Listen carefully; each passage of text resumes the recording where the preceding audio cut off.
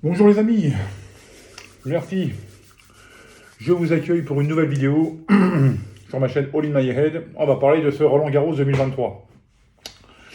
Roland Garros 2023. C'est vrai que ces derniers temps, j'ai pas parlé beaucoup de tennis et tout, parce que c'est pas grand chose. Bon, s'il y a Alcaraz qui, bon, c'est la nouvelle étoile montante du tennis mondial, le futur Nadal, comme disent beaucoup de gens. On va voir, hein. On va voir, mais c'est vrai qu'il promet, parce que pour d'abord m'arrêter sur lui, je trouve que ce jeune homme a un mélange des trois mégastars qui ont rendu le tennis complètement ouf sur ces 15 dernières années, c'est-à-dire Federer, Nadal et Djokovic. Donc il a un peu des trois, donc il sert bien, il vole très bien, donc ça c'est un peu du côté Federer, il défend très bien, c'est un peu le côté Nadal, Djokovic, il a un super coup droit, un super revers, il a un mental d'acier et tout, donc on va en faire le gros favori pour Roland Garros avec Djokovic, qui n'est pas dans une forme olympique en ce moment, mais bon, quand il s'agit des grands chelems, des grands rendez-vous, il est toujours là. Seulement, la partie de tableau qu'il a. Alors là, cette année, le tirage, il a été mal foutu parce qu'il y a Medvedev, à la limite, qui est limite seul au monde dans la deuxième partie, dans la partie bas du tableau, je crois. Et vous avez tous les meilleurs et tous les favoris dans la première partie de tableau, dans le haut du tableau.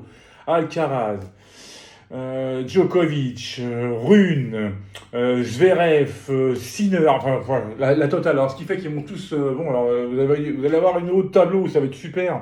Parce qu'à partir des huitièmes quarts, ils vont tous s'affronter. Il ne pourra en rester qu'un.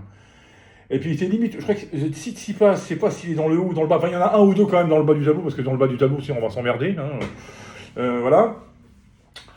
Donc voilà, ça promet. Mais après, moi, c'est vrai que je vous avoue, depuis qu'il n'y a plus Federer, ça n'a plus la même saveur. Nadal ne joue pas cette année et ça sera fini.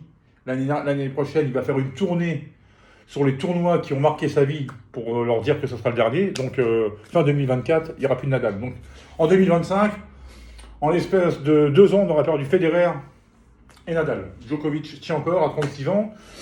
Souhaitons-lui qu'il aille au moins aussi loin que Federer, c'est pas mal, hein. De toute façon, déjà, je pense qu'il va essayer, il va tout faire pour gagner son troisième Roland Garros et donc son 23e titre du Grand Chelem pour passer devant Nadal.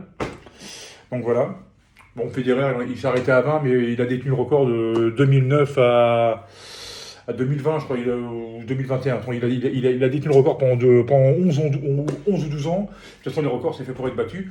Donc voilà, bon, mais là, je me suis dit quand même, il faut que je fasse une vidéo sur ce Roland Garros, parce que ça promet quand même, hein.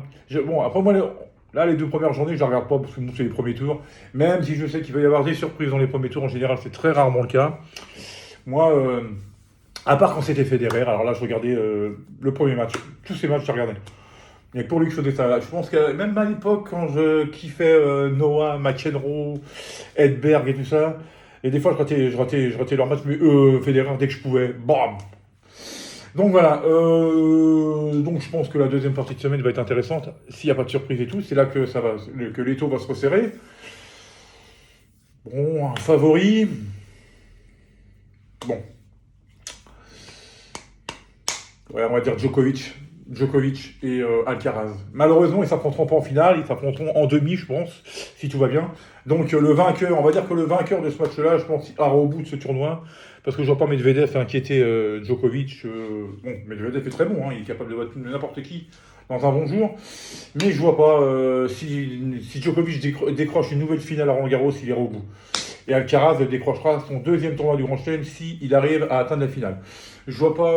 Mon Sinner est très bon. Sinner est très bon. Ça fait un outsider de ouf avec Rune, ce petit jeune là qui très audacieux, je trouve, très culotté. Ouais. J'approuve pas tout à fait tout le temps son comportement, mais c'est un bon petit. Mais non, sinon les deux gros favoris sont bien sûr Djokovic et Alcaraz. Et on verra, hein. Je ferai d'autres vidéos au fur et à mesure que le tournoi avancera si jamais il y a des surprises ou pas, hein, on verra bien, hein. Je vous dis, hein, c'est un peu comme dans la boxe, hein. Bon, la boxe, ça peut jouer sur un coup, hein. Au tennis, c'est encore un peu plus. Voilà, les amis, ce que je pouvais dire sur ce début de Roland Garros, sur mes favoris et, pour aller au titre. Et puis je vous retrouverai pour une nouvelle vidéo, on va dire fin de semaine, lundi prochain pour les huitièmes de finale ou dimanche. On verra bien. Sur ce, je vous souhaite un excellent lundi de Pentecôte et, à toutes et à tous. Et Prenez bien soin de vous. Allez, portez-vous bien. À plus. Salut, salut.